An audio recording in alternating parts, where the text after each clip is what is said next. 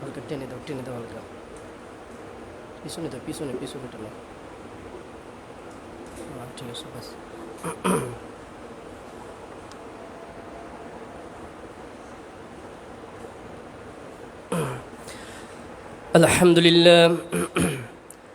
الحمد لله نحمده ونستعينه ونستغفره ونؤمن به ونتوكل عليه ونعوذ بالله من شرور أنفسنا ومن سيئات أعمالنا من يهده الله فلا مضل له ومن يضلله فلا هادي له وأشهد أن لا إله إلا الله وحده لا شريك له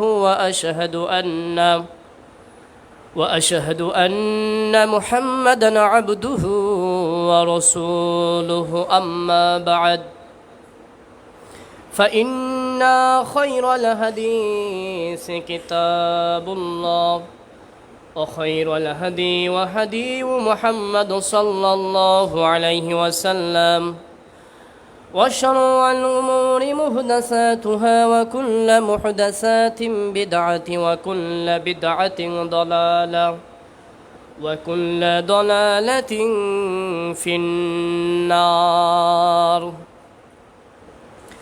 الذي أرسله بالحق بشيرا ونذيرا وداعيا إلى الله بإذنه وسراجا منيرا أما بعد فقد قال الله تبارك وتعالى في كلامه المجيد والفرقانه الحميد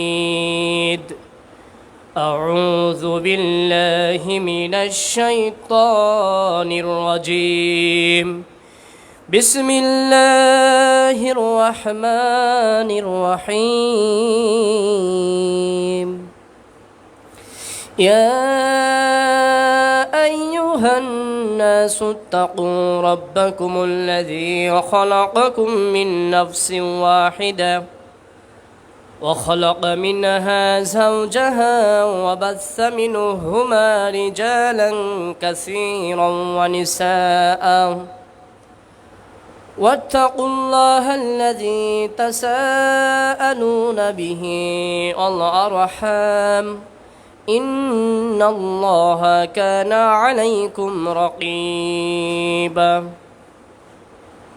بسم الله الرحمن الرحيم قاف والقرآن المجيد بل عجبوا أن جاءهم منذر منهم فقال الكافرون هذا شيء عجيب أإذا متنا وكنا ترابا ذلك رجع بعيد بسم الله الرحمن الرحيم وأقيموا الصلاة عن عمرو بن شعيب عن أبيه عن جده قال قال رسول الله صلى الله عليه وسلم مروا أولادكم بالصلاة إلى آخر الحديث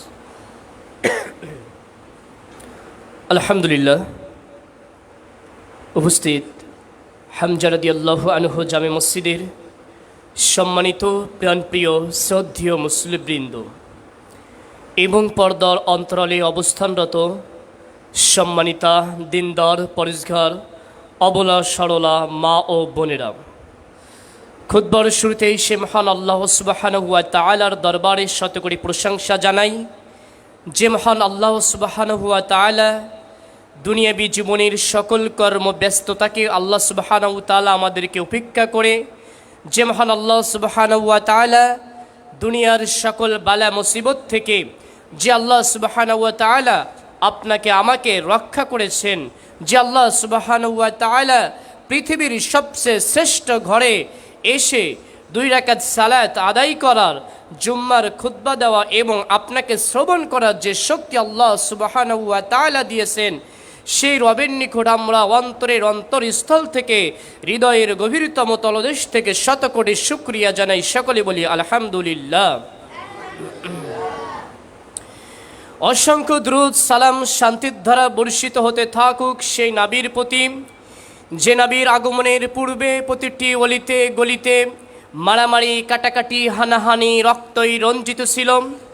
যে নবীর 23 বছর বৈপ্লবিক সাধনায় আজকে পশুর সমতুল্য মানুষ পরশের সমতুল্য হতে পেরেছে, যে নবীর আদর্শকে বাস্তবায়ন করাই আমাদের এই সামান্যতম ক্ষুদ্র প্রচেষ্টা, সেই মহামানব, মানবতার মুক্তির দূত, সাইয়্যিদুল মুরসালিন, সাইয়্যিদুল কাওনাইন, খতামান নবীন, কিবলাতাইন, হিজরাতাইন, আহমদ মুস্তাফা, মুহাম্মদ মুস্তাফা, মুহাম্মাদুর রাসূলুল্লাহ সাল্লাল্লাহু আলাইহি ওয়াসাল্লাম।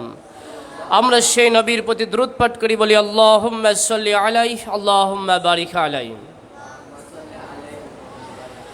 সেই রবের নিকট আবারও খুতবার শুরুতে সিজদায়ে শুকর জানাই, কারণ খণ্ড অখণ্ড মুসলিম জাতি আজ একটি ক্লান্তিকাল সময় অতিক্রম করছে। নব্য জাহিলিয়াতের হিংস্র আক্রমণে শাশ্বত সুসংহত উম্মাদগুলো আজকে ধ্বংসের অতল গহ্বরে নিমজ্জিত এবং বাতিলের কার আবদ্ধের মধ্যে আবদ্ধিত। এবং মুসলমান মানুষ আমরা, তারপরেও এই পৃথিবীর মধ্যে শ্রেষ্ঠ মানুষ জাতি হওয়া সত্ত্বেও, শ্রেষ্ঠ ধর্ম পালন করা সত্ত্বেও আজকে আমরা সঠিকভাবে ইসলামকে মেনে চলতে পারি না। আজকে বাংলাদেশ সহ গোটা বিশ্বের মুসলিম আজকে নির্যাতিত, নিপীড়িত। আজকে ভারতের দিকে তাকাইলে বুঝতে পারবেন সেই তাদের মসজিদে কিভাবে তাদের মসজিদকে হামলা করা হয়েছে, তাদের মসজিদকে কিভাবে ভেঙে দেওয়া হয়েছে, আপনারা একটুখানি খবর দেখলে জানতে পারবেন। ফিলিস্তিন তো রয়েছে, এই ফিলিস্তিনের গাজা, ভারতের যে সকল মুসলমানদেরকে আজকে মারায় মেরে মেরে কাটাকাটি করে টুকরো টুকরো করা হচ্ছে। তাহলে দেখুন আজকে মুসলমান আজকে এমনভাবে সালাত আদায় করার জন্য তারা মসজিদে আসতে পারতেছেন না, তারা মসজিদে আসতে পারছে না সালাত আদায় করতে, তাদের সেই সৌভাগ্য আল্লাহ সুবহানাহু ওয়া তাআলা দেন নাই। আমাদের আরও আল্লাহ সুবহানাহু ওয়া তাআলার কাছে শুকরিয়া আদায় করা দরকার। কারণ একটি জিনিস দেখুন, আজকে ভারতে 40 কোটি মুসলমান হওয়া সত্ত্বেও তারা সঠিকভাবে আজকে ইবাদত করতে পারতেছে না। তাদেরকে, মুসলমানদেরকে আজ থেকে ভারত থেকে নিশ্চিহ্ন করে দেওয়ার জন্য পায়তারা চালানো হচ্ছে। ওই দেশে 40 কোটি মুসলমান হওয়া সত্ত্বেও, অথচ আমাদের বাংলাদেশের দিকে একটু তাকিয়ে দেখুন, আমাদের বাংলাদেশে যদি আজকে আল্লাহ সুবহানাহু ওয়া তাআলা যদি এমনটা করতেন তাহলে আজকে কি অবস্থা হতো। আমাদের বাংলাদেশের পাশে হলো কারা? ভারত, মুসলমান কান্ট্রি না, হিন্দুস্তান। তারপরে বাংলাদেশে আর এক সাইডে কি রয়েছে? মায়ানমার, যারা বৌদ্ধ। তাহলে দেখুন সেই মায়ানমারে তাদের যে রোহিঙ্গা মুসলিম রয়েছে তাদের উপরে কিভাবে নির্যাতিত, নিপীড়িত চালানো হয়েছে। ভারতের মুসলমানদেরকে কিভাবে নির্যাতিত করা হচ্ছে। কাশ্মীরের অবস্থা আমরা ইতিমধ্যে সবাই জেনে আসি। তাহলে মুসলমানরা আজকে, আমাদের চারিপাশে মুসলমানরা আজকে নির্যাতিত, নিপীড়িত, অসহায়ের মধ্যে মুসলমানরা তাদের সময়গুলো অতিক্রম করতেছে।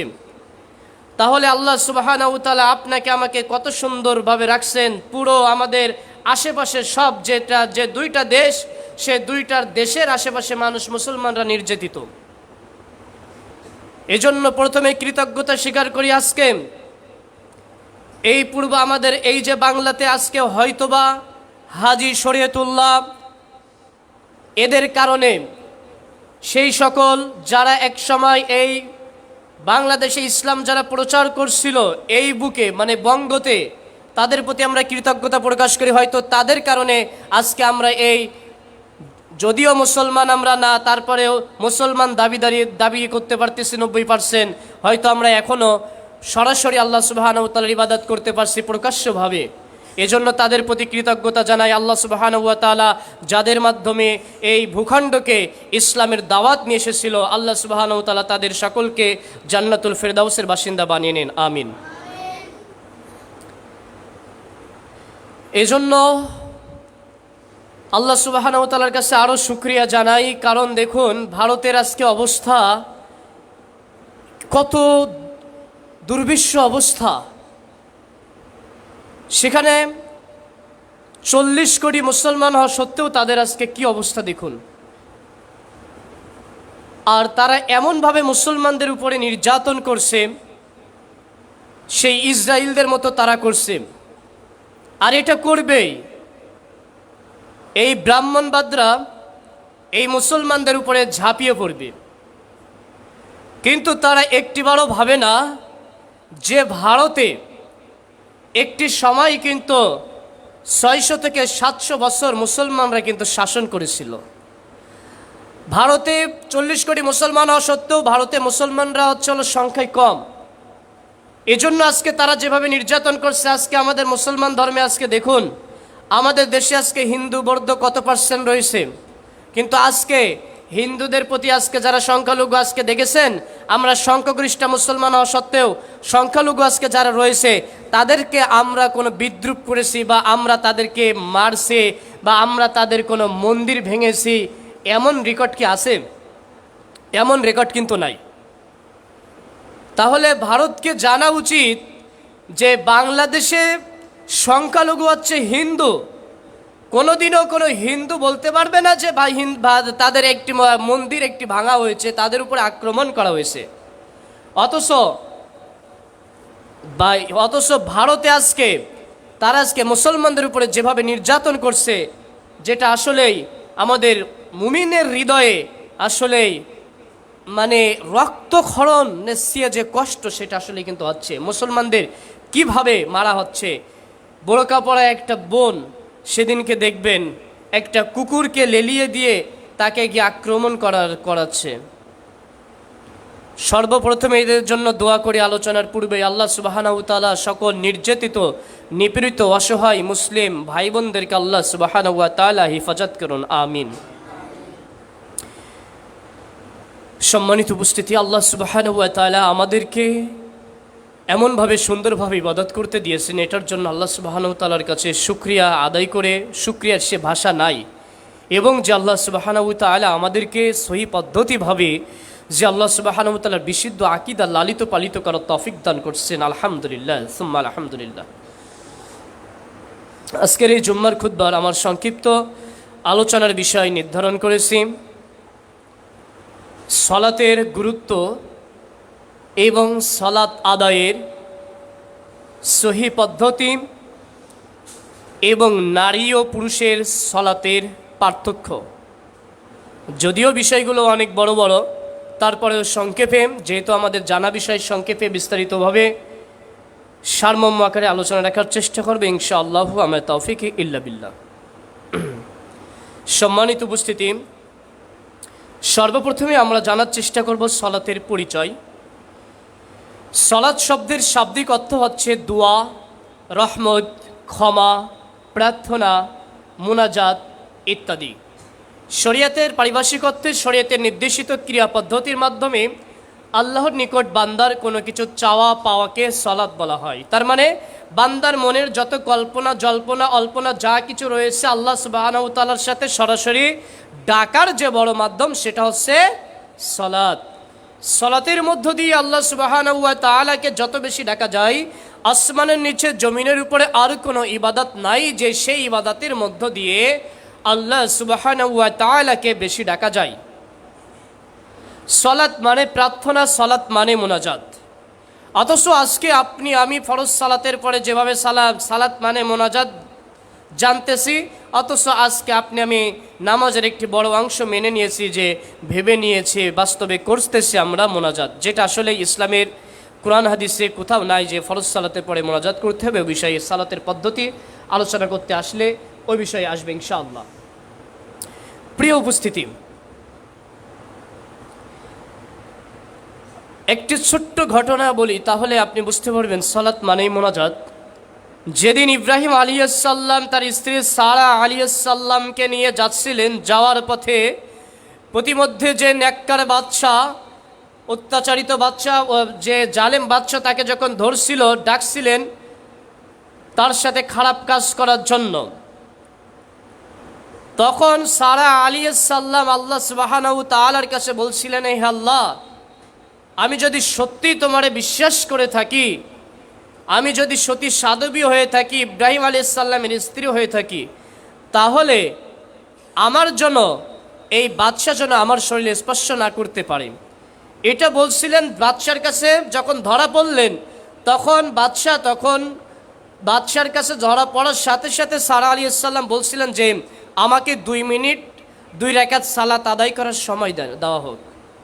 তাহলে দেখুন, তখন থেকেও আমরা জানতে পারি আসলে সলাতের মধ্য দিয়ে আল্লাহকে ডাকা যায়। আপনি আমি যখন পরীক্ষা দিতে যাই, আপনি আমি কিন্তু সলাত আদায় করে যাই। যারা আমরা আজকে মোনাজাত করতেছি, সালাতের অংশ মোনাজাত বানিয়ে নিয়েছি, তারাও এটা বিশ্বাস করি, আমরা করে থাকি। শুকরিয়া স্বরূপ আপনি আমি সালাত আদায় করছি। তাহলে কিভাবে আপনি আমি সালাতের পরে দলবদ্ধভাবে মোনাজাত কিভাবে করতেছি? সম্মানিত উপস্থিতি, এই যে সালাতের গুরুত্ব, পৃথিবীর ভিতরে সবচেয়ে বড় গুরুত্বপূর্ণ যদি কোনো মানব জীবনের কাজ থাকে, তাহলে সালাতই হচ্ছে সবচেয়ে বড় গুরুত্বপূর্ণ কাজ। কারণ আল্লাহ সুবহানাহু ওয়া তাআলা পৃথিবীতে আপনাকে আমাকে পাঠিয়েছেন আল্লাহ সুবহানাহু ওয়া তাআলার দাসত্ব করার জন্য। আল্লাহ সুবহানাহু ওয়া তাআলার দাসত্ব করার জন্যই আল্লাহ সুবহানাহু ওয়া তাআলা আমাদেরকে এই জমিনের উপরে, আসমানের নিচে আল্লাহ সুবহানাহু ওয়া তাআলা প্রেরণ করেছেন। আর আল্লাহ সুবহানাহু ওয়া তাআলার সেই ইবাদতের সবচেয়ে শ্রেষ্ঠ যে মাধ্যম, শ্রেষ্ঠ যে ইবাদত, সেটা হলো সালাত। কারণ সেই সালাতের মধ্য দিয়ে মানুষের মুসলমানত্ব টিকে থাকে, মানুষের ঈমান টিকে থাকে। কথাগুলো খুবই বিচক্ষণভাবে বোঝার চেষ্টা করবেন। সালাতের মধ্য দিয়ে মানুষের মুসলমানত্ব টিকে থাকে। সহিহ মুসলিম কিতাবুস সালাত অধ্যায় থেকে হাদিসগুলো দেখতে পাবেন, 256 নম্বর হাদিস থেকে জাবের রাদিয়াল্লাহু আনহু হাদিসটি বর্ণনা করেছেন। আল্লাহর নবী সাল্লাল্লাহু আলাইহি ওয়াসাল্লাম বলছেন, মান তারাকাস সালাতা, যে ব্যক্তি সালাত ছেড়ে দিল, ওই ব্যক্তি কাফের হয়ে গেল। আল্লাহর নবী সাল্লাল্লাহু আলাইহি ওয়াসাল্লাম আরো বলছেন, বাইনাল আবদি ওয়া বাইনাল কুফরি তারকুস সালাত। আল্লাহর নবী সাল্লাল্লাহু আলাইহি ওয়াসাল্লাম বলছেন, কাফের ব্যক্তি এবং মুমিন ব্যক্তির মধ্যে পার্থক্য, অর্থাৎ একজন কাফের আর একজন মুসলমান ব্যক্তির মধ্যে পার্থক্য শুধুমাত্র সালাত। অর্থাৎ যে ব্যক্তি সালাত আদায় করে না, ওই ব্যক্তি হলেন কাফের। কাফের সে হচ্ছে কি, সালাত আদায় করে না। যাদেরকে আমরা দেখতেছি কাফের, ওই কাফের এবং মুসলমানের মধ্যে যে ব্যক্তি সালাত আদায় করছে না, ওই ব্যক্তি আর কাফেরের মধ্যে কোনো পার্থক্য নাই। আল্লাহর নবী সাল্লাল্লাহু আলাইহি ওয়াসাল্লাম বলছেন, কোন ব্যক্তি যদি ইচ্ছাকৃতভাবে এক ওয়াক্ত সালাত ত্যাগ করে, ইচ্ছাকৃতভাবে এক ওয়াক্ত সালাত যদি ত্যাগ করে, ওই ব্যক্তি ইসলাম থেকে খারিজ হয়ে যাবে, ইসলাম থেকে বাহির হয়ে যাবে। সম্মানিত উপস্থিতি, কথা কত বড় জটিল একটুখানি বোঝার চেষ্টা করুন। যে ব্যক্তি এক ওয়াক্ত সালাত ছেড়ে দিবে ইচ্ছাকৃতভাবে, ওই ব্যক্তি ইসলামের মধ্যে আর থাকতে পারবে না।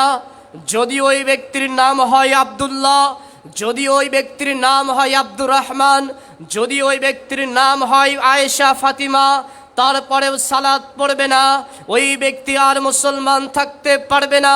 ওই ব্যক্তি কাফের হয়ে যাবে। ওই ব্যক্তি আর মুসলমানের যে নাম থেকে সে ব্যক্তি আর মুসলমান দাবি করতে পারবে না। এ কথা আল্লাহর নবী সাল্লাল্লাহু আলাইহি ওয়াসাল্লাম বলছেন। বিশেষ করে এখানে অনেক আলেম ওলামা ইখতিলাফ করে ফতোয়া যেটি দিয়েছেন, সে ফতোয়াগুলো একটু জানিয়ে দেই। অনেক আলেম ওলামা বলছেন যে যারা সালাত আদায় করে না এরা সরাসরি কাফের। আবার অনেকে বলছেন যেহেতু সে কালেমা পাঠ করেছে, এই কারণে ওই ব্যক্তি এখনো কাফের হয় নাই, মুসলমান হয়েছে কিন্তু ফাসেক অর্থাৎ পাপী। এটার সমাধান দেওয়ার জন্য শেখ উসাইমিন রাহিমাহুল্লাহ, নাম শুনছেন? শেখ আল উসাইমিন রাহিমাহুল্লাহ বিশ্বের শ্রেষ্ঠ মুফতির মধ্যে একজন মুফতি, সৌদি আরবের গ্র্যান্ড মুফতি যিনি ছিলেন, তিনি তার ফতোয়ার মধ্যে তিনি লিখে গিয়েছেন যে ব্যক্তি সালাত আদায় করে না ওই ব্যক্তি মুসলমান না, ওই ব্যক্তি হলেন কাফের। তিনি স্পষ্ট করে এখানে ঈমানের ব্যাখ্যা দিয়েছেন। কিভাবে দিয়েছেন? ঈমানের সংজ্ঞা কয়টি? ঈমানের সংজ্ঞা হলো তিনটি। ঈমানের সংজ্ঞা তিনটি। কি কি? ঈমান মানে কি ভাই? বিশ্বাস করা, তাই না? তাহলে এটার নাম ঈমান। আর ঈমানের সমন্বয় ঘটে তিনটা জিনিসের মাধ্যমে। কয়টা? তিনটা জিনিসের মাধ্যমে ঈমানের সমন্বয় ঘটে। তার মধ্যে ভালোভাবে বুঝবেন, ঈমান মানে বিশ্বাস। এই বিশ্বাসটা ঘটবে তিনটা জিনিসের মাধ্যমে। তার মধ্যে প্রথম নাম্বার সেটি হচ্ছে মুখের স্বীকৃতি। কি মুখে স্বীকৃতি? পুরো ইসলামকে, শুধু আল্লাহ আল্লাহর রাসূলকে নয়, মানে আল্লাহ সুবহানাহু ওয়া তাআলার আহকাম আরকান যেগুলো আল্লাহ সুবহানাহু ওয়া তাআলা দিয়েছেন, এগুলো স্বীকৃতি দিতে হবে আপনার আমারে। আল্লাহ সুবহানাহু ওয়া তাআলা যদি একটা কথা বলেছেন, সেটা যদি আমি স্বীকৃতি না দেই, তাহলে কি হবে? হবে না। কিসের বিশ্বাস আপনার আমার? দুই নাম্বার সেটি হচ্ছে আমি যেটা মুখে স্বীকৃতি দিয়েছি সেটা অন্তরে বিশ্বাস করতে হবে। আমি যদি মুখে স্বীকৃতি দিলাম, অন্তরে বিশ্বাস না করলাম, সেই জিনিসটা কি পুঙ্খানুপুঙ্খভাবে কি হবে ভাই? হবে না। তিন নাম্বার যেটি মুখে স্বীকৃতি দিয়েছি, অন্তরে বিশ্বাস করেছি, সেটা কর্মে বাস্তবায়ন করতে হবে। তাহলে স্বীকৃতি বলতে কি দিয়েছি, কি বিশ্বাস করেছিলাম? ঈমান মানে বিশ্বাস। কি বিশ্বাস করছি এটা তো আমাদের জানতে হবে, তাই না? আল্লাহর রাসূলকে আমি মুখে বিশ্বাস করছি, অন্তরে স্বীকৃতি দিয়ে, অন্তরে বিশ্বাস করছি, মুখে স্বীকৃতি দিয়েছে। কর্মে বাস্তবায়ন বলতে কি দেখুন তো। আমি আল্লাহকে বলছি আল্লাহ আছে, অন্তরে বিশ্বাস করছি আল্লাহ আছে। আমি তাহলে বাস্তবায়নটা আসলে কি করব? এই বাস্তবায়ন হচ্ছে আল্লাহ সুবহানাহু ওয়া তাআলা যে আদেশগুলো রয়েছে, আদেশগুলো আপনার আমার বাস্তবায়ন করতে হবে, নিষেধগুলো বর্জন করতে হবে। আল্লাহ সুবহানাহু ওয়া তাআলা যেগুলো বলেছেন সেগুলো আপনাকে আমাকে মেনে নিতে হবে, যেগুলো নিষেধ করেছেন সেগুলো বর্জন করতে হবে। যখন এই তিনটার ঈমানের যে তিনটার সমন্বয়ে ঈমান হচ্ছে, এর কোনো একটা যদি বাদ যায়, তাহলে ওই ব্যক্তির ঈমানটা তাহলে পরিপূর্ণ হবে না, ঈমানের মধ্যে ঘাটতি থেকে যাচ্ছে। আমি কি বোঝাতে পারছি ভাইরা? তাহলে দেখুন, আমি তাহলে ইসলামের কোনো বিষয়, কোনো একটি বিষয়কে স্বীকৃতি দিয়েছি, অথচ সেই বিষয়টাকে আমি মানলাম না, তাহলে ঈমানের যে তিনটা সমন্বয় রয়েছে, তাহলে সে তিনটা সমন্বয় কি হলো? হলো না। দেখুন, আমি বলছি ইসলামের মধ্যে, দেখুন আমি বলছি যে আমি আল্লাহকে বিশ্বাস করি, আমি বলতেছি আল্লাহকে বিশ্বাস করি, অন্তরে বিশ্বাস করছি, মুখে স্বীকৃতি দিচ্ছি। আবার যদি আমি শিরিক করি, তাহলে আল্লাহর বিশ্বাস কি থাকবে? থাকবে না। আমি যখন আল্লাহকে বিশ্বাস করতেছি, মুখে স্বীকৃতি দিচ্ছি, অন্তরে বিশ্বাস করছি, আবার যদি অন্যের নিচে মাথা সিজদা দেই, কবরে গিয়ে যদি মাথা নিচু করি, আমি যদি তাবিজ নিয়ে আসি, আপনার আমার কি ঈমান থাকবে? থাকবে ভাই? থাকবে না। এই সহজ ভাষাটা আমরা সবাই বুঝি, কিন্তু এই ভাষাটা বুঝি না।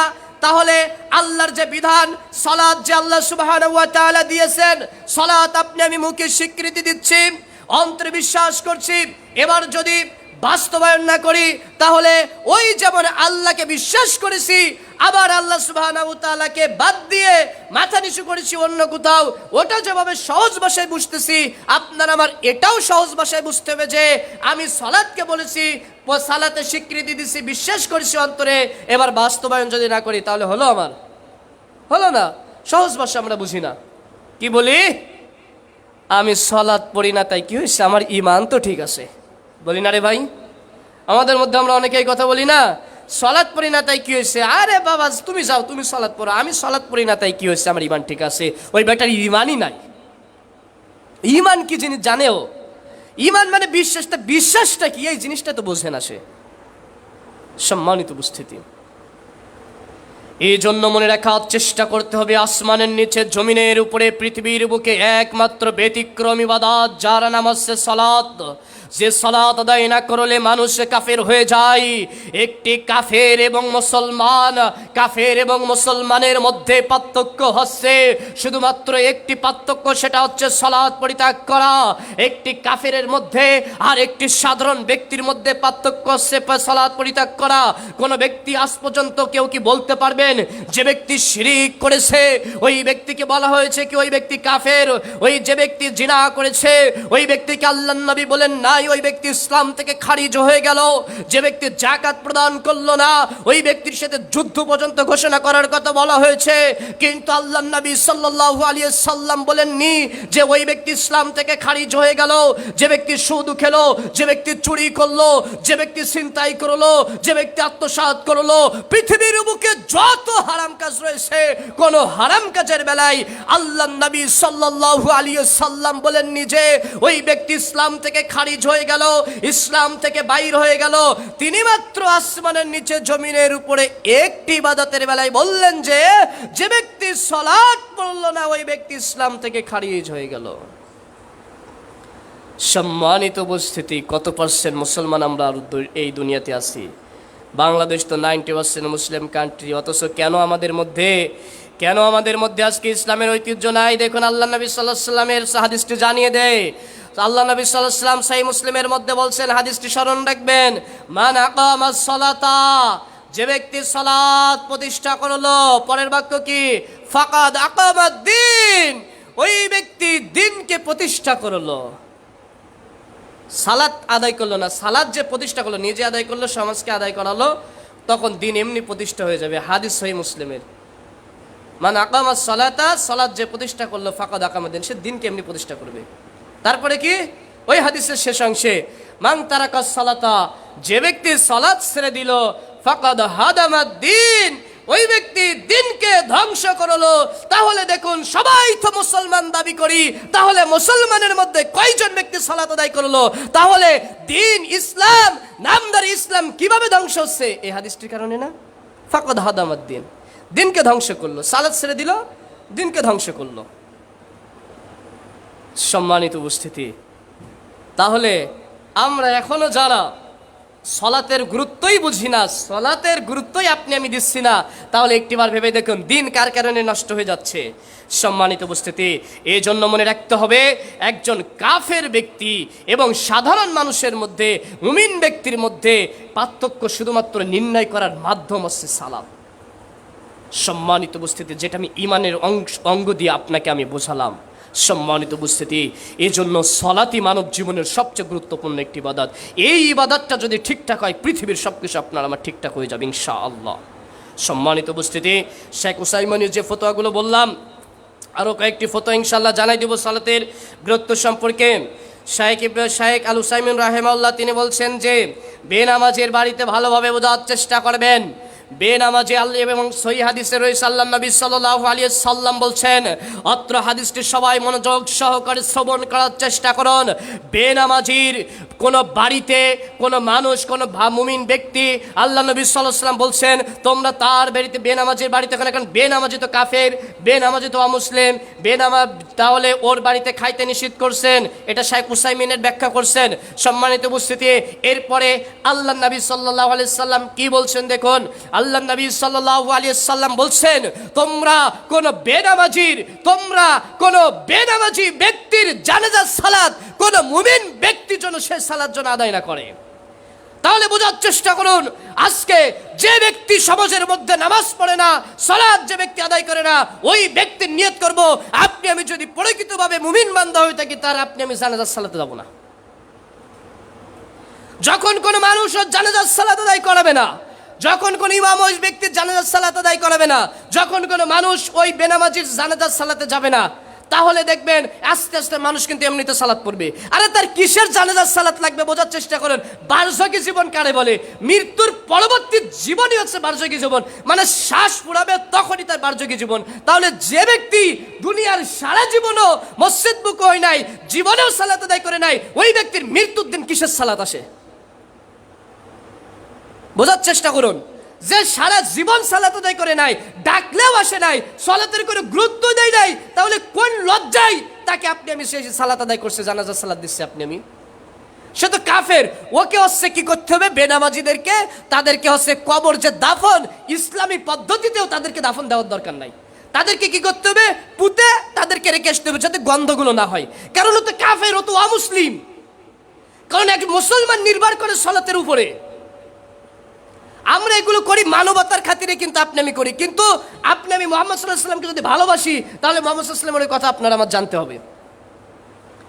এই জন্য বেনামাজি যারা রয়েছে, আমাদেরকে অবশ্যই পরিবর্তন হয়ে অবশ্যই নামাজি হতে হবে, সালাতি হতে হবে, মুসাল্লি হতে হবে। কারণ যে বেনামাজি, ওই ব্যক্তি তো মুসলমান না। ওই ব্যক্তি আল্লাহ শেখ উসাইমিন, আমরা তো আর মুফতি না, আমরা মুফতিদের কথাগুলো কওলগুলো শুধু বর্ণনা করছে। শেখ উসাইমিন বলছেন যে যারা হচ্ছে হলো বেনামাজি, তাদেরকে হচ্ছে হলো জানাজা, তাদের জানাজা দেওয়ার দরকার নাই। তাদের জানাজা দিলেও কোনো মুমিন ব্যক্তির জন্য তাদের জানাজা যেন আদায় না করে, তাতে জানাজা তারা যেন পড়ে নাই, তাদের জন্য আবার দাফন যাতে সুন্দর, মানে দাফনের বেলাও দেখুন, আপনি আমি বলছি দাফন করার সময় বিসমিল্লাহি ওয়া আলা মিল্লাতি রাসূলুল্লাহ। যে ব্যক্তি সারা জীবনে রাসূলের অনুসরণ করি নাই, আল্লাহকে চিনি নাই, ওই ব্যক্তির কবরে নামাচ্ছি, কবরে ঢোকাচ্ছি, আবার বলছি বিসমিল্লাহি ওয়া আলা মিল্লাতি রাসূলুল্লাহ। ওর জন্য কি এগুলো রয়েছে? ওর জন্য কিন্তু এগুলো নাই। সম্মানিত উপস্থিতি, এজন্য যারা বেনামাজি রয়েছেন, আল্লাহ সুবহানাহু ওয়া তাআলা আমাদের সকলকে ক্ষমা করুন, আমিন। এবং এই যে বেনামাজির, শেখ উসাইমিন বলছেন যারা বেনামাজি, স্বামী আর সালাত আদায় করে, স্ত্রী সালাত আদায় করে না, স্ত্রী সালাত আদায় করে, স্বামী আদায় করে না, তাদের মধ্যে অটো তালাক হয়ে যায়, অটো সম্পর্ক বিচ্ছিন্ন হয়ে যায়। তাহলে এবার বোঝার চেষ্টা করুন, অটো যদি আপনার সম্পর্ক যদি বিচ্ছিন্ন হয়ে যায়, তাহলে আপনার যে সন্তানটা আপনার এসেছে, ওই সন্তানটা কি সন্তান?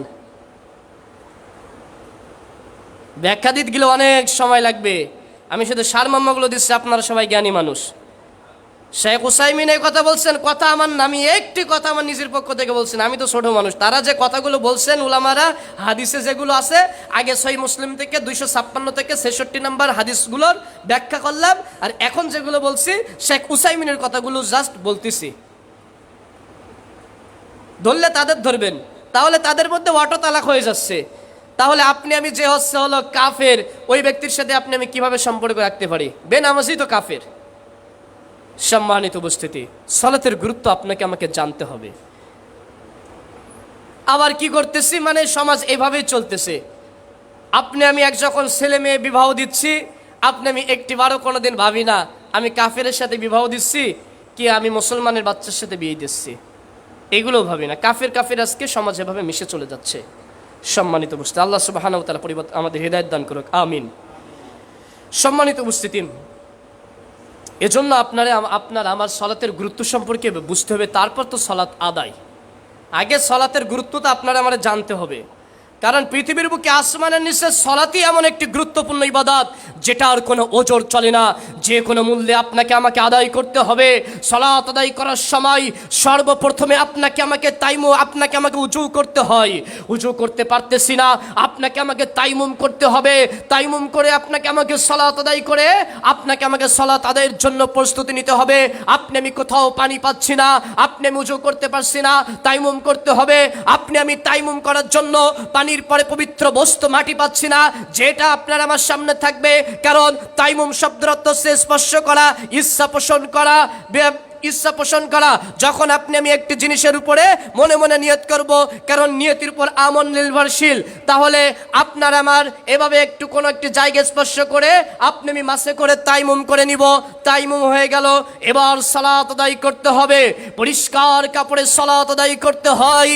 আপনার আমার কোনো পরিষ্কার কাপড় নাই, আপনার আমার যে কাপড় রয়েছে, যে অপরিষ্কার কাপড় রয়েছে, দুর্গন্ধযুক্ত কাপড় রয়েছে, সেই কাপড়ে হলেও সালাত আদায় করতে হবে। কারণ বশত যদি কোনো কাপড়ই না থাকে, আপনার আমার উলঙ্গ অবস্থায় হলেও সালাত আদায় করতে হবে, তবুও সালাত আদায় করতে হবে। পিছন থেকে শত্রুরা তাড়া করতেছে, তারপরেও আপনার আমার সালাতের ওয়াক্ত হয়ে গিয়েছে, তারপরেও আপনার আমার সালাত আদায় করতে হবে। আপনি আমি ঘোড়ার পিঠে রয়েছি, সালাতের ওয়াক্ত শুরু হয়ে গিয়েছে, তারপরে আপনার আমার সালাত আদায় করতে হবে।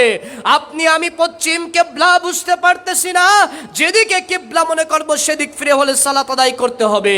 দাঁড়িয়ে সালাত আদায় করতে হয়, দাঁড়িয়ে সালাত আদায় করতে পারছি না, আপনি আমি দাঁড়িয়ে দাঁড়িয়ে সালাত আদায় করতে সক্ষম না, আপনাকে আমাকে বসে সালাত আদায় করতে হবে। বসে সালাত আদায় করতে পারতেছি না, আপনাকে আমাকে শুয়ে সালাত আদায় করতে হবে। শুয়ে সালাত আদায় করতে পারতেছি না, আপনাকে আমাকে ইশারা করে সালাত আদায় করতে হবে।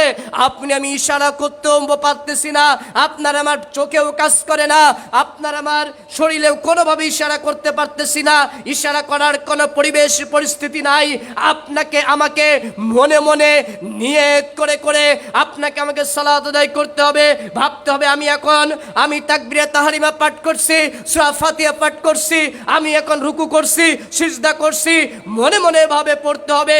যত সময় পর্যন্ত আদম সন্তানের মাথার ব্রেন ঠিক থাকবে, যত সময় পর্যন্ত আদম সন্তানের নিঃশ্বাস বাইর হবে, যত সময় পর্যন্ত মাথার সেলস ঠিক থাকবে, যত সময় শ্বাস বাইর হবে, তত সময় পর্যন্ত সালাত আদায় করতেই হবে। কারণ মনে রাখার চেষ্টা করুন, পৃথিবীর বুকে, আসমানের নিচে, জমিনের উপরে ইসলামের মধ্যে সবচেয়ে ব্যতিক্রম ইবাদত সালাত। ইসলামের গুরুত্বপূর্ণ ইবাদত, ইসলাম 5টি বিষয়ের উপরে দণ্ডায়মান, 5টি বিষয়ের উপরে ভিত্তি করে দাঁড়িয়ে রয়েছে। তার মধ্যে সবচেয়ে অন্যতম একটি পাওয়ারফুল আল্লাহর সন্তুষ্টির একটি ইবাদত হচ্ছে সিয়াম। যে সিয়ামের মধ্য দিয়ে আল্লাহকে যত বেশি সন্তুষ্ট করা যায়, আসমানের নিচে জমিনের উপরে আর কোনো ইবাদত নাই যে সেই ইবাদত দিয়ে আল্লাহকে তত বেশি সন্তুষ্ট করা যায়। অথচ সেই সিয়াম যদি পালন না করতে পারি, আপনি আমি ফিদিয়া দিলে সিয়াম আপনার আমার পক্ষ থেকে হয়ে যাবে। দেখুন, সিয়ামের বদল চলছে। এরপরে আপনি আমি হজ, ইসলামের একটি স্তম্ভ, হজ পালন করতে পারছি না। হজের সকল যাবতীয় খরচ যদি অন্য এক ব্যক্তিকে দিয়ে বলি, যদি যাও হজটি আমার নামে করে এসো, হজ আপনার আমার পক্ষ থেকে হয়ে যাচ্ছে। এরপরে দেখুন, আপনি আমি জাকাত দিয়ে আসতে পারছি না, পরিবারের মেম্বার জাকাত দিয়ে আসতেছে, আপনার আমার পক্ষ থেকে জাকাত হয়ে যাচ্ছে। এগুলো ইসলামের স্তম্ভগুলো বললাম, বাকিগুলো তো রয়েছেই। তাহলে পৃথিবীর মধ্যে একমাত্র ব্যতিক্রম যেটি ইবাদত, সেটা হচ্ছে সালাত। যদিও আপনার আমার জন্য কিন্তু আদায় করতে অনেক কষ্ট, তবুও আপনার আমার এটা আদায় করতেই হবে। এই আদায়ের বেলায় আল্লাহ সুবহানাহু ওয়া তাআলা ছাড় দেন নাই, সালাতের কাফারা দেন নাই। সম্মানিত উপস্থিতি, এই হাদিস পৃথিবীর বুকে কোনো মানুষ অস্বীকার করতে পারবে না যে নিজ শরীরে সালাত আদায় করতে হবে। তাহলে আমাদের সমাজে এক শ্রেণীর কাঠমাল্লা হলুয়া মুফতিরা রয়েছে, তারা আজকে বলতেছে সালাত আদায় না করলে কাফারা দিলেও চলবে। কুরআন হাদিসের কোথায় রয়েছে যে সালাতের কাফারা দিতে হবে? গত কয়েক মাস আগে এক জায়গায় জানাজার সালাত আদায় করছিলাম। এক নাম করা একজন হুজুর অত্র এলাকার মধ্যে মুসল্লি জানাজার সালাতের সময় সবাই রয়েছে, আবেগ নিয়ে, ইমোশন নিয়ে কিভাবে খেলা করছে দেখুন। তখন সে এভাবে বলতেছে যে আমার কাছে আবার কিছুদিন আগে এক মুসল্লি আসছে, সবাই বলতেছে যে হুজুর বাবার জন্য কি করব, বাবার জন্য তো অনেক দান সদকা করছি, আমার বাবা তো অনেক নামাজি ব্যক্তি ছিল, তা এই কিছুদিন আগে মৃত্যু সজ্জার আগে কিছুদিন হলো সালাত আদায় করতে পারি নাই, তাহলে হুজুর আমি কি করি? তখন বলছে ভাই তাহলে আপনি সালাতের কিছু কাফারা দেন। বলছে সে কয়েক লক্ষ টাকা তখন আমাদের দান করে দিল। আস্তাগফিরুল্লাহ! কিভাবে মানুষকে ধোঁকা দিচ্ছে এই সমাজের হুজুররা, কিভাবে আজকে মানুষের গোমরাহির পথে নিয়ে যাচ্ছে। ওই হুজুরের গিয়ে যখন জিজ্ঞাসা করবেন, হুজুর আপনি যে কাফারার কথা বললেন, তা আমারও তো বাবা মা, আমিও তো নিজেও অনেকদিন সালাত আদায় করি নাই, আমার এত রাকাতে কত টাকা কাফারা দিতে হবে? আর যদি ওই হুজুর না বলতে পারে, মুখের উপর থাপ্পড় দিয়ে আসবেন কয়টা। কিভাবে গোমরাহির পথে নিয়ে যাচ্ছে।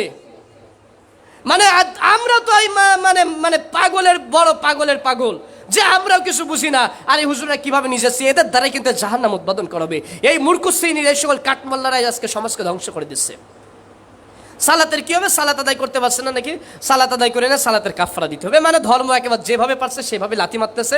ধর্মকে মানে একটা পাগল পাইছে, খেলা ভাবিছে যে হচ্ছে হলো সালাত আদায় করলো না, কাফারা দিয়ে দেবে। কোথায় রয়েছে কোরআনের, কোথায় রয়েছে হাদিসে, কোথায় রয়েছে যে সালাতের কাফারা দিতে হয়? সালাতের কাফারা নিজে নিজে সালাত আদায় করবে। আল্লাহ সুবহানাহু ওয়া তাআলা হেফাজত করুক, আমিন। সম্মানিত উপস্থিতি, কারণ সালাতের গুরুত্ব আগে আপনাকে আমাকে বুঝতে হবে। কারণ পৃথিবীর মধ্যে একমাত্র ইবাদত, যে ইবাদত করলে আপনার সব ইবাদত কবুল হয়ে যাবে। আল্লাহ নবী সাল্লাল্লাহু আলাইহি ওয়াসাল্লাম বলছেন, সহিহ সিলসিলা হাদিস নাম্বার 586, আল্লাহ নবী সাল্লাল্লাহু আলাইহি ওয়াসাল্লাম বলছেন, আউয়ালু মা ইউহাসাবু বিহি আবদু ইয়াউমাল কিয়ামাতি সালাহ। আউয়ালু, প্রথম, ইউহাসাবু হিসাব নবী ইয়াউমাল কিয়ামা, কিয়ামতের দিন প্রথম হিসাব না হবে সালাতের। ফাইন সালাহাত, যদি সালাত ঠিক হয়ে যায়, সালাহু সাইরু আমালিহি, তার সকল আমল ঠিক হয়ে যাবে। সুবহানাল্লাহ। ওয়া ইন ফাসাদাত, আর যদি সালাত যদি নষ্ট হয়ে যায়, ফাসাদা সাইরু আমালিহি, তার সকল আমলই বরবাদ হয়ে যাবে। তাহলে দেখুন কিয়ামতের দিনে হাদিস থেকে কি বুঝতে পারলেন? কিয়ামতের দিন আগে কি আপনার হিসাব না হবে শিরিকের? আগে কি হিসাব না হবে জিনার? আগে কি হিসাব না হবে সুদের? আগে কি অন্যান্য পাপের হিসাব না হবে? আল্লাহ নবী সাল্লাল্লাহু আলাইহি ওয়াসাল্লাম যদি এই কথা বলে থাকেন যে প্রথম হিসাব না হবে সালাতের, সালাত ঠিক হলে সব ইবাদত ঠিক হয়ে যাবে, তাহলে এটা তো আপনার আমার জন্য একটি বড় প্রাপ্তি। আল্লাহ সুবহানাহু ওয়া তাআলা কবুল করুক, আমিন। কারণ এটা বোঝার চেষ্টা করবেন। কারণ দেখুন, এই যে একটি মোবাইল, আপনি, আমি এখন ফরিদপুর মার্কেট থেকে একটি ফোন ক্রয় করে নিয়ে এসেছি। অনেকে আমরা বলতে পারি যে আচ্ছা সালাতি যদি, তাহলে আমরা যদি পড়লাম না, আমরা তো হজ করেছি, সালাত পড়লাম না কি তাই কি হয়েছে? আমরা তো বাবা মাকে সেবা করে জান্নাত কিনে নিয়েছি, সালাত পড়ছি না কি হয়েছে? সদাচরণ করে জান্নাত কিনেছি, সালাত পড়ছি না কি হয়েছে? দান করে আমি জাহান্নামের আগুন থেকে বেঁচে গিয়েছি। তা বোঝার চেষ্টা করুন। একটি মার্কেট থেকে আমি ফোন ক্রয় করে নিয়ে এসেছি, অনেক দামি একটি ফোন। ভালোভাবে বোঝার চেষ্টা করবেন প্রিয় ভাইয়ের আমার, ভালোভাবে উপলব্ধি করে বোঝার চেষ্টা করবেন। যারা এখনও সালাত পড়েন না, যে সকল বেনামাজি কাফির যারা রয়েছেন, বোঝার চেষ্টা করবেন। এই যে একটি মোবাইল ফোন, এই মোবাইল ফোনটা কিনে নিয়ে আসছেন। মোবাইল ফোনটা ক্রয় করার পরে আপনার আমার একটা ফোনের মধ্যে সবচেয়ে বেশি, এই ফোনের মধ্যে সবচেয়ে বেশি নির্ভর করে কিন্তু আপনার আমার র্যাম রোমের উপরে। ফোনের অনেক টাকা দাম দিয়ে একটি ফোন ক্রয় করছি, ফোনের র্যাম রোম অনেক বেশি। তারপরে একটা ফোন নির্ভর করে একটা ক্যামেরার মানের উপরে কিন্তু ফোন নির্ভর করে। তাহলে ভালোভাবে বোঝার চেষ্টা করুন।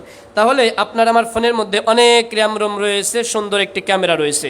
এরপরে এই ফোনের মধ্যে যদি এখন ব্যাটারি না থাকে, এই ফোনকে শতবার আপনি আমি বাটনে ক্লিক মারলে আপনার আমার ফোন কি অন হবে ভাই? অন হবে না। তা ঠিক সালাতের চেয়েও দামি ইবাদত সিয়াম, সালাতের চেয়ে দামি ইবাদত দান সদকা, সালাতের চেয়ে দামি ইবাদত পিতামাতার খেদমত করা। তাহলে এত ভালো ভালো ইবাদত করতেছি, অথচ আপনার আমার এই ভালো ভালো ইবাদত থাকতেছে, বাট অন হচ্ছে না। কারণ সব ইবাদত, কারণ আল্লাহ নবী বলছেন যে সলাতই প্রথম হিসাব না হবে, সলাতের হিসাব ঠিক তার তো সব ঠিক। এজন্য সালাতের যথাযথভাবে হেফাজত করার চেষ্টা করুন এবং এই সালাতকে সকলকে আদায় করানোর চেষ্টা করতে হবে। আল্লাহ নবী সাল্লাল্লাহু আলাইহি ওয়াসাল্লাম বলছেন যে মুরু আওলাদুকুম বিসসালাহ, তোমরা তোমাদের সন্তানদেরকে সালাতের নির্দেশ দাও। অহম আবনাউ সাবঈ সিনিনা, যখন তোমাদের সন্তানদের বয়স 7 বছর বয়সে উপনীত হয়। ওহম আবনাউ আশরি সিনিনা, যখন তোমাদের সন্তান যে 10 বছর বয়স হয়ে যায় সালাত আদায় না করে। ওয়া ফাররিকু বাইনাহুম ফিল মাদাদি, তোমরা তখন সন্তানদেরকে মেরে বাড়ি থেকে তাড়িয়ে দাও। আপনার আমার আল্লাহ নবী সাল্লাল্লাহু আলাইহি ওয়াসাল্লাম বলছেন যে 7 থেকে নিয়ে 10 বছর পর্যন্ত সালাতের ট্রেনিং দিতে হবে। বাবা, এভাবে সালাত আদায় করতে হয়, এভাবে রুকু করতে হয়, এভাবে সিজদা করতে হয়, সালাতের নিয়ম জানাতে হবে। 3 বছর, 3 বছরের পরে সালাত আদায় করবে না, ওই সন্তানকে আর আপনি মুখে মুখে বলতে পারবেন না, প্রহার করতে হবে। নবীর ভালো যদি বেঁচে থাকেন, আপনাকে আমাকে মারতে হবে, বাড়ি থেকে তাড়িয়ে দিতে হবে। আপনার আমার সন্তান সালাত আদায় করছে না, 10 বছর হয়ে গেছে, আপনি আমি কেমন বাবা? কারণ দেখুন, এখানে যারা রয়েছেন, আপনারা কি জানেন না সালাত আদায় না করলে সন্তানটা কোথায় যাবে? বা আপনি আমি সালাত আদায় না করলে জান্নাতে যাব নাকি জাহান্নামে? জাহান্নামে। সবাই ভালোভাবে বোঝার চেষ্টা করবেন। সালাত আদায় না করলে যাব জাহান্নামে। তাহলে জাহান্নামে কি আগুন নাকি পানি? আগুন। বোঝার চেষ্টা করবেন। তাহলে তাই যদি হয়ে থাকে, আপনি আমি জানছে সালাত আদায় না করলে জাহান্নামে যাবে, তাহলে যে আপনার প্রাপ্তবয়স্ক 10, 12, 13 বছরের যে সন্তানটা রয়েছে, তাহলে ওর কি গোনা লেখা হচ্ছে না? লেখা হচ্ছে। তাহলে ও যদি সালাত আদায় না করে, ও কি জাহান্নামে যাবে না? জাহান্নামের আগুনে চলে যাচ্ছে। অথচ আপনি আমি একজন সচেতন পিতা হয়ে আপনার আমার সন্তানকে জাহান্নামের, আপনি আমি নেক আমলের কথা সবাই ভাবি, আমি নেকি পাচ্ছি, কিন্তু এটা ভাবি না আমার সন্তান যে পাপ করতেছে এটার আমলের ভাগ আমার যে আসতেছে। এটা কি ভাবি না? ভাবা লাগবে না? 1 ভাগ 3 ভাগে বিভক্ত। তারপরে নাওসাদ হাদিস নাম্বার 2312, 1 ভাগ 3 ভাগে বিভক্ত। সম্মানিত উপস্থিতি, এজন্য সন্তানদেরকে সবাই সালাত আদায়ের শিক্ষা দিবেন ইনশাআল্লাহ। আমরা জানছিলাম সালাত সম্পর্কে, এরপরে আমরা জানবো সালাতের পদ্ধতি সম্পর্কে। সম্মানিত উপস্থিতি, সালাতের যে পদ্ধতি, আল্লাহ নবী সাল্লাল্লাহু আলাইহি ওয়াসাল্লামের যে পদ্ধতি, সেটা আপনাকে আমাকে দেখতে হবে। এবং ইসলাম আসলেই এভাবেই, ইসলাম রসুল সাল্লাল্লাহু যে আল্লাহ নবী সাল্লাল্লাহু আলাইহি ওয়াসাল্লাম বলছেন, বাদাল ইসলাম গরিবা, ইসলাম অল্প কিছু মানুষের মধ্য দিয়ে আসছিল, আবার অল্প কিছু মানুষের মধ্য দিয়ে ইসলাম চলে যাবে। সে সময় ইমাম আহমদ ইবনে হাম্বল রাহিমাহুল্লাহ বলছেন, আমি 400-র অধিক মসজিদ ভ্রমণ করেছি, তবে আমি রাসূলের সালাত কোথাও পাই নাই। কারণ মনে রাখতে হবে, আপনার আমার যেটা ইবাদত করতে হবে, ইবাদত কবুলের পূর্বশর্ত হচ্ছে হলো কি, রাসূলের পদ্ধতিতে হওয়া। আপনার আমার রাসূলের পদ্ধতিতে যদি না হয়, আপনার আমার সেই ইবাদতটা গ্রহণযোগ্য হবে না, গ্রান্টেড হবে না। কারণ প্রত্যেকটা জিনিসের তো একটি শর্ত রয়েছে, আর ইবাদতের শর্ত রাসূলের পদ্ধতিতে হওয়া। তাহলে আপনার আমার ভাবতে হবে যে আপনি আমি যে ইবাদতটা করতেছি, এই ইবাদতটা রাসূলের পদ্ধতিতে হচ্ছে কিনা, ভালোভাবে বোঝার চেষ্টা করবেন। এত সময় সালাতের গুরুত্ব জানছিলেন, পদ্ধতিগুলো সংক্ষিপ্ত সময়ের মধ্যে আপনাকে আমি সালাতের পদ্ধতিগুলো জানানোর চেষ্টা করব ইনশাআল্লাহ। সালাতের পদ্ধতি আপনাকে আমাকে সুন্দরভাবে আপনার আমার জানতে হবে। আপনার আমার সালাতের মাঝে সর্বপ্রথম আপনার আমার যখন সালাত আদায় করতে হবে, সালাতে দাঁড়াচ্ছি, অথচ রাসূলের পদ্ধতিতে আপনি আমি যদি সালাত আদায় না করি, এটাকে বুঝতে হবে রাসূলের পদ্ধতিতে কোনো ইবাদত যদি করি না করি, তাহলে কোনো ইবাদত কবুল হবে না, পৃথিবীর বুকে যত ইবাদত করি না কেন। কারণ একমাত্র রাসূলের মডেলে আপনার আমার ইবাদত করতে হবে। আল্লাহ সুবহানাহু ওয়া তাআলা সূরাতুল আহজাবের 21 নম্বর আয়াতে বলছেন, লাকাদ কানা লাকুম ফি রাসূলিল্লাহি উসওয়াতুন হাসানা, তোমরা রাসূলের মধ্যে তোমাদের উত্তম আদর্শ রয়েছে। আল্লাহ নবী সাল্লাল্লাহু আলাইহি ওয়াসাল্লাম বলছেন, রাআইতুমুনি উসাল্লি, তোমরা ওইভাবে সালাত আদায় করো যেভাবে তোমরা আমাকে দেখেছো। কিন্তু আজকে আপনার আমার মসজিদে, আপনার আমার বাড়িতে রাসূলের যে সালাতটি ছিল, সেই পদ্ধতিতে কি সালাত আদেও কি হচ্ছে? একটুখানি ভেবে দেখুন তো। সম্মানিত উপস্থিতি, আপনার আমার সেই সালাতগুলো কিন্তু আসলে পরিকৃতভাবে হচ্ছে না। আল্লাহ নবী সাল্লাল্লাহু আলাইহি সাল্লাম বলছেন, সর্বপ্রথমে তোমরা যখন সালাত আদায় করবে, তখন তোমরা পায়ের সাথে পা, টাকনুর সাথে টাকনু, কাঁধের সাথে কাঁধ লাগিয়ে তোমরা সালাত আদায় করবে। আপনি আমি আজকে কয় জায়গায় আপনি আমি পায়ের সাথে পা, টাকনুর সাথে টাকনু, কাঁধের সাথে কাঁধ লাগিয়ে আজকে আপনি আমি সালাত আদায় করতেছি।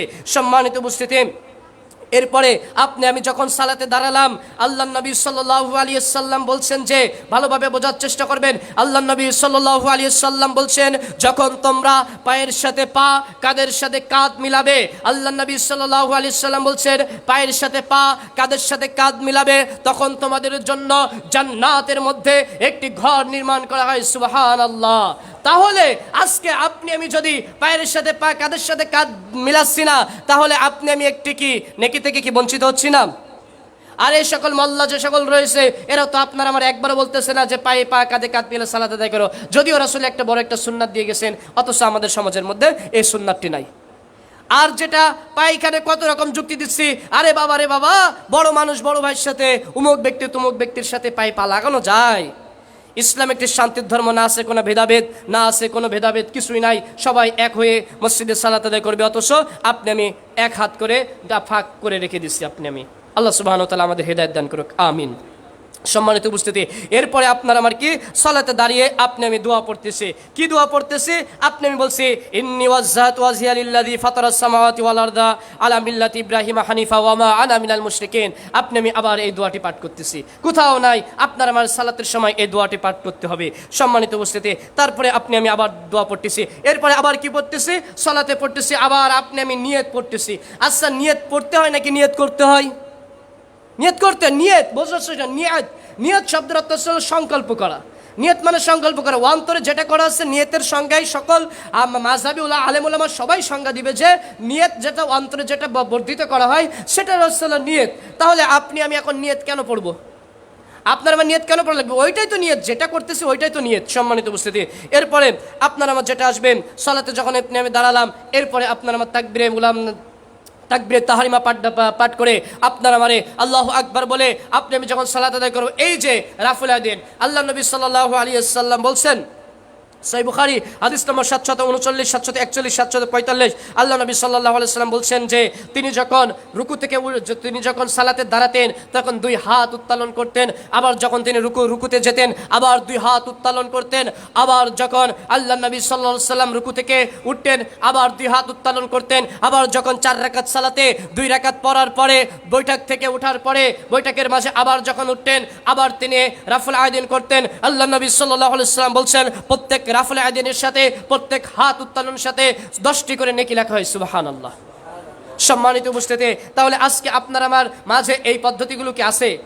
সম্মানিত উপস্থিতি, এরপরে আল্লাহ নবী সাল্লাল্লাহু আলাইহি সাল্লাম যে সালাতে তাহলে আপনি আমি রাফুল আয়দিন করলাম, এরপরে কি করতে হবে? হাত বাঁধতে হবে। এখানে পরিশুদ্ধ 3টি হাদিস পাওয়া যায়। সহিহ মুসলিম, সহিহ বুখারীরও হাদিস পাওয়া যায়। সহিহ বুখারী হাদিস নম্বর 740, আল্লাহ নবী সাল্লাল্লাহু আলাইহি সাল্লাম বলছেন, সাহল ইবনে সাদ রাদিয়াল্লাহু আনহু বর্ণিত, আল্লাহ নবী সাল্লাল্লাহু আলাইহি সাল্লাম বলছেন সালাতের মধ্যে ডান হাত বাম হাতের বাহুর উপরে রাখতে হবে। আরেকটি হাদিসে আসছে 3টা বিষয় আছে। আল্লাহ নবী সাল্লাল্লাহু আলাইহি সাল্লাম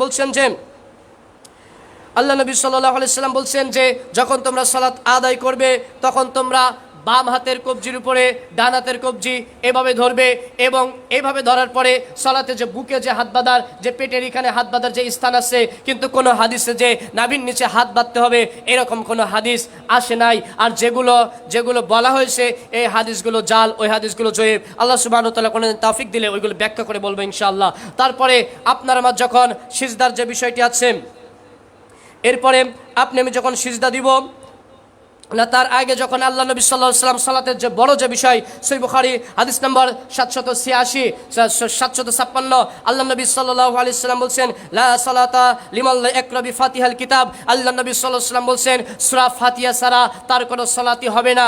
তাহলে আজকে আপনাকে আমাকে বোঝানো হচ্ছে যে ইমাম সূরা ফাতিহা পড়তেছে, আপনার আমার সূরা ফাতিহা হয়ে যাচ্ছে। সম্মানিত উপস্থিতি, এ বিষয়ে আল্লাহ নবী সাল্লাল্লাহু আলাইহি ওয়াসাল্লাম বলছেন যে আপনি আমি যখন আলহামদুলিল্লাহি রাব্বিল আলামিন বলি তখন আল্লাহ তাআলা বলেন আমার বান্দা আমার প্রশংসা করলো।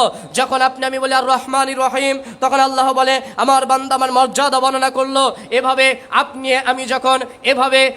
আমি যখন সূরা ফাতিহা পাঠ করি আল্লাহ সুবহানাহু ওয়া তাআলা এভাবে বর্ণনা করতে থাকেন। এরপরে যখন আপনি আমি গায়রুল মাগদুবি আলাইহিম ওয়ালাদ দাল্লিন বলি তখন ফেরেশতারাও তখন বলে আমিন, সবাই মিলে আমিন বলে আল্লাহর কাছে প্রার্থনা করা হয়। সম্মানিত উপস্থিতি, এরপরে যখন আমিন বলা হয় আমিনটা কেমন হবে? সহিহ বুখারী ওই হাদিসের মধ্যে আছে। তারপরে আল্লাহ নবী সাল্লাল্লাহু আলাইহি ওয়াসাল্লাম বলছেন যে যখন তারা আমিন বলতো তখন মসজিদের মধ্যে গম গম আওয়াজ হতো। সম্মানিত উপস্থিতি, এভাবে আল্লাহ নবী সাল্লাল্লাহু আলাইহি ওয়াসাল্লাম সালাত আদায় করত। আল্লাহ নবী সাল্লাল্লাহু আলাইহি ওয়াসাল্লাম যখন এরপরে সিজদায় গিয়েছেন, আল্লাহ নবী সাল্লাল্লাহু আলাইহি ওয়াসাল্লাম যখন রুকু করছেন তখন রুকুর করার সময় মাথা ও পিঠ সোজা করে রাখতে বলছেন। তারপরে আবারও রাফুল আয়দিন করতে বলছেন। এরপরে যখন সিজদায় গিয়েছেন আগে তখন প্রথম আপনার হাত পড়বে, তারপরে পা। আপনার আমার আগে আল্লাহ সুবহানাহু ওয়া তাআলা হাঁটু ফেলতে বলেন নাই। সম্মানিত উপস্থিতি, এরপরে আপনি আমি যে বৈঠক করলাম, তারপরে গিয়ে আপনার আমার যে সালাম ফিরানোর ব্যাপারে চলে আসলাম, এগুলো সবই ঠিক আছে। এরপরে আপনি আমি যে মোনাজাত করতেছি আসমানের নিচে জমিনের উপরে, এর কোনো ভিত্তি কোনো একটি সহি হাদিস নাই যে এরপরে মোনাজাত করতে হবে। সম্মানিত উপস্থিতি, এরপরে যে বিষয়টি দেখতে পাওয়া যায় নারী পুরুষের আমাদের সালাতের মধ্যে আমরা অনেক পার্থক্য বানিয়ে নিয়েছি। যেহেতু এটা একটা বিষয় কিন্তু আলোচনা বড় হচ্ছে না, তার মূল কারণ হলো সংক্ষেপে তো বলে দিলে হয়ে যাচ্ছে যে বিষয়টা তো অনেক একেবারে ছোট একটি বিষয়। কারণ নারী ও পুরুষের সালাতের মধ্যে কোনো পার্থক্য নাই। নারী ও পুরুষের সালাতের মধ্যে কোনো প্রকার পার্থক্য নাই। সম্মানিত উপস্থিতি, এজন্য মনে রাখার চেষ্টা করবেন নারী পুরুষের সালাতের মধ্যে কোনো প্রকার পার্থক্য নাই। হাত বাঁধা হোক আর হাত ছাড়া হোক, রুকুতে যাওয়া হোক আর সিজদায় যাওয়া হোক, সব জায়গায় একই রকম আপনার আমার সালাত আদায় করতে হবে। সম্মানিত উপস্থিতি, এই জন্য বোঝার চেষ্টা করবেন নারী পুরুষের যদি সালাতের পার্থক্য যদি থাকতো আল্লাহ নবী সাল্লাল্লাহু আলাইহি সাল্লাম তাকে বলতেন। আরেকটা দুইটা পার্থক্য রয়েছে। পার্থক্য বলতে কি, নারীরা যখন আপনার জামাতে সালাত আদায় করার সময় তারা আলাদা গিয়ে ইমামতি করতে পারবে না, যখন দাঁড়াবে মাঝখানে একজন ওইখানে দাঁড়িয়ে সালাত আদায় করবে এটা। আর তখন আপনার হলো আরেকটা বিষয় হলো যখন সালাতে যখন ভুল যাবে তখন তারা পিছন থেকে সুবহানাল্লাহ না বলে তার পিঠে এইভাবে ইশারা করে হাত দিবে। এটাই হলো পার্থক্য। তাছাড়া সালাতের মধ্যে নারীদের সালাতের মধ্যে কোনো পার্থক্য নাই। তাহলে যদি নারীদের সালাতের মধ্যে যদি পার্থক্য থাকে তাহলে তৃতীয় জেন্ডার যারা রয়েছে, যারা দেখা যাচ্ছে হিজড়া যারা রয়েছে, তারা কিভাবে সালাত আদায় করবে? সম্মানিত উপস্থিতি। তাহলে যদি পার্থক্য যদি থাকতো, আল্লাহ নবী তো পার্থক্য তো আগেই বলে দিত। আল্লাহ যেহেতু সময় সংক্ষেপে বলছে কিছু আর আলোচনা করলাম না। আল্লাহ সুবহানাহু ওয়া তাআলা আমাদের রাসূল সাল্লাল্লাহু আলাইহি ওয়াসাল্লামের সহি পদ্ধতিতে আমাদের সালাত আদায় করার তৌফিক দান করুক, আমিন। ওয়া আখিরু দাওয়ানা আলহামদুলিল্লাহি রাব্বিল আলামিন।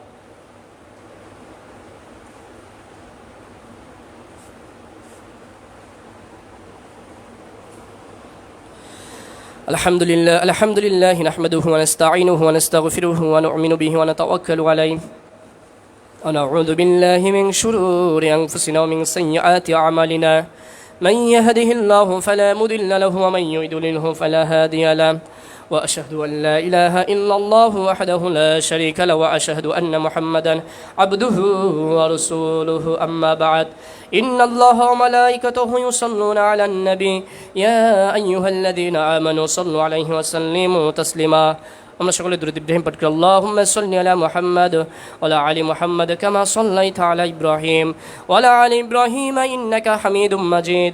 আল্লাহুম্মা বারিক আলা মুহাম্মাদ ওয়া আলা আলি মুহাম্মাদ কামা বারাকতা আলা ইব্রাহিম وعلى آل إبراهيم إنك حميد مجيد. اللهم أعز الإسلام والمسلمين وعذل الشرك والمشركين. اللهم انصر من نصر دين محمد واجعلنا منهم. ربنا آتنا في الدنيا حسنة وفي الآخرة حسنة وقنا عذاب النار. ربنا ظلمنا أنفسنا وإن لم تغفر لنا وارحمنا لنكونن من الخاسرين. ربنا لا تزغ قلوبنا بعد إذ هديتنا وهب لنا من لدنك رحمة إنك أنت الوهاب. হে আল্লাহ, আমাদের মধ্যে যারা বাড়িতে হাসপাতালে অসুস্থ রয়েছে, আল্লাহ তুমি তো সকলকে শিফায়ে কামিলা দান করো, আমিন। হে আল্লাহ, আমাদের মাঝে যারা ঋণগ্রস্ত রয়েছে তুমি তাদের সকলকে ঋণ মুক্তি করার তৌফিক দান করো, আমিন।